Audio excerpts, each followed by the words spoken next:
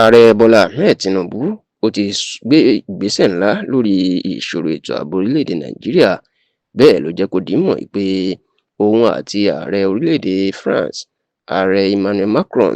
àwọn ti sọ̀rọ̀ lọ́jọ́ Àbámẹ́ta tí í ṣe ọjọ́ Sátidé ọ̀sẹ̀ tó kọjá lórí ètò ààbò Nàìjíríà, tó sì ní báyìí orílẹ̀-èdè France àti orílẹ̀-èdè United Kingdom wọ́n ti ṣetán láti ran orílẹ̀-èdè Nàìjíríà lọ́wọ́ lórí ìṣòro ètò ààbò tí wọ́n ń kojú lásìkò yìí.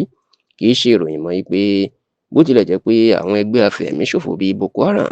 àwọn ni wọ́n kọ́kọ́ ń gbàjọba lórílẹ̀-èdè Nàìjíríà tí òkìkí wọn ń tàn, ṣùgbọ́n láti nǹkan bíi ọdún mẹ́wàá sẹ́yìn àwọn Fúlàní afẹ̀míṣòfò tíjọba fún lórúkọ báńdíìtì àwọn ló ń da Nàìjíríà láàmú, tó jẹ́ pé bó ṣe ń pọmọdé náà ń pàgbà, bó ṣe ń jí ọkùnrin gbé náà ń jóbìnrin gbé, tó sì jẹ́ pé ó ti fẹ́ dàbí pé àgbà àwọn agbófinró kò fẹ́ ká wọn mọ́. Ṣùgbọ́n ní ọjọ́ Àìkú tí í ṣe ọjọ́ Sunday ọ̀sẹ̀ tí a wà nínú ẹ̀ yìí, èyí tí í ṣe ọjọ́ 22 oṣù kẹta ọdún yìí, 22nd of March 2026, ó ní àwọn gómìnà orílẹ̀-èdè Nàìjíríà lábẹ́ alága wọn gómìnà Abdulrahman Abdulrazak ti ìpínlẹ̀ Kwara ni ló ṣíwájú gbogbo àwọn gómìnà láti lọ kí Tinubu kú ayẹyẹ ìtúnu ààwẹ̀ ti àwọn mùsùlùmí tó wáyé ní ọ̀sẹ̀ tó kọjá. Níbẹ̀ sì ni Tinubu ló ti tú àṣírí nípa ìṣòro ètò ààbò Nàìjíríà àti ọ̀nà àbáyọ. Ó ní báyìí òun ṣẹ̀ṣẹ̀ bá ààrẹ orílẹ̀-èdè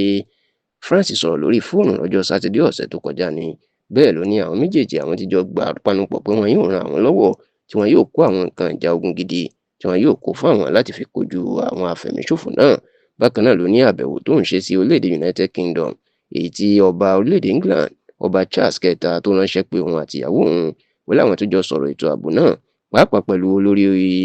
orílẹ̀-èdè United Kingdom Keir Starmer, láti jẹ́ kí wọ́n ran àwọn náà lọ́wọ́ láti fòpin sí ìṣòro ètò ààbò orílẹ̀-èdè Nàìjíríà. Bákan náà Tinubu tó wá jẹ́ kó di mímọ̀ pé òun tó ti ń bá àwọn orílẹ̀-èdè àgbáyé mìíràn sọ̀rọ̀ láti ṣe àtìlẹ́yìn fáwọn lè rẹ́yìn gbogbo àwọn afẹ̀míṣòfò tó ń da orílẹ̀-èdè Nàìjíríà láàmú. Yàtọ̀ sí gómìnà Abdulrahman Abdulrazak tó ṣíwájú àwọn gómìnà, àwọn tó tún wà ń bẹ́ẹ̀ ni alága àwọn gómìnà ẹgbẹ́ òṣèlú APC ìyẹn gómìnà Hope Uzodinma ti ìpínlẹ̀ Imo, gómìnà Alex Otti ti ìpínlẹ̀ Abia, gómìnà Umo Eno ti ìpínlẹ̀ Akwa Ibom, gómìnà Aduye Diri ti ìpínlẹ̀ Bayelsa, gómìnà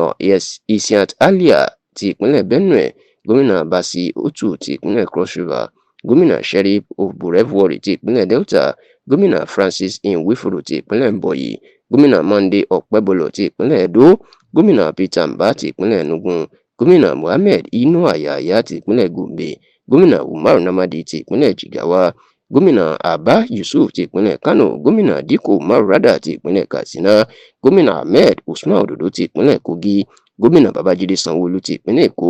gómìnà Abdullahi Sule ti ìpínlẹ̀ Nasarawa, gómìnà Caleb Mutfwang ti ìpínlẹ̀ Plateau, gómìnà Siminalayi Fubara ti ìpínlẹ̀ Rivers, gómìnà Abu Kefas ti ìpínlẹ̀ Taraba, gómìnà Mai Mala Buni ti ìpínlẹ̀ Yobe, gómìnà Ayédàtiwa ti ìpínlẹ̀ Ondo. Bẹ́ẹ̀ ni igbákejì gómìnà ìpínlẹ̀ Borno ọ̀jọ̀gbọ́n Babagana Zulum òun náà wá ṣojú ọ̀gá ìyún ọ̀gbẹ́ni Umar Usman Kadafor.